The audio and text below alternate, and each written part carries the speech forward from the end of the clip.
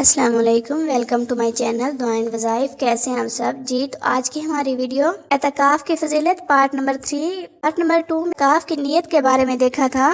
مسجد میں اللہ تعالیٰ کے لیے نیت کے ساتھ ٹھہرنا اعتکاف ہے، اور اس لیے مسلمان عاقل اور جرابت حیض و نفاس سے پاک ہونا شرط ہے، بلوغ شرط نہیں بلکہ نابالغ جو تمیز رکھتا ہے اگر بادیت اعتکاف مسجد میں ٹھہرے تو یہ اعتکاف ہی ہے، آزاد ہونا بھی شرط نہیں، لہٰذا غلام بھی اعتکاف کر سکتا ہے، مگر مولا سے اجازت لینی ہوگی، یعنی کہ اپنے مالک جس کی زیر پرستی وہ کام کر رہا ہے، اور مولا کو بھی برحل منع کرنے کا حق حاصل ہے۔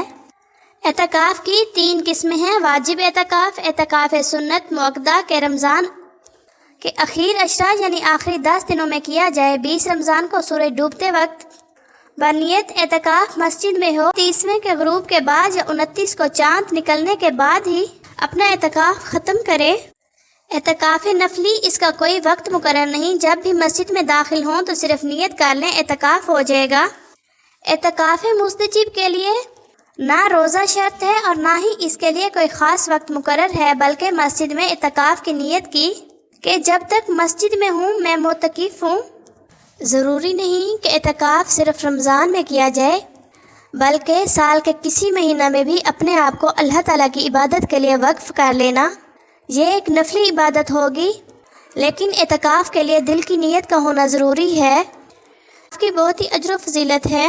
اللہ تعالیٰ ہم سب مسلمانوں کو اعتکاف کرنے کی ہمت دے اور اس پر عمل کرنے کی توفیق عطا فرمائے، آمین ثم آمین۔ مزید اچھی ویڈیوز دیکھنے کے لیے چینل کو سبسکرائب ضرور کریں، لائکس اور کمنٹس کرنا نہ بھولیں۔ جزاک اللہ خیرن کثیرا۔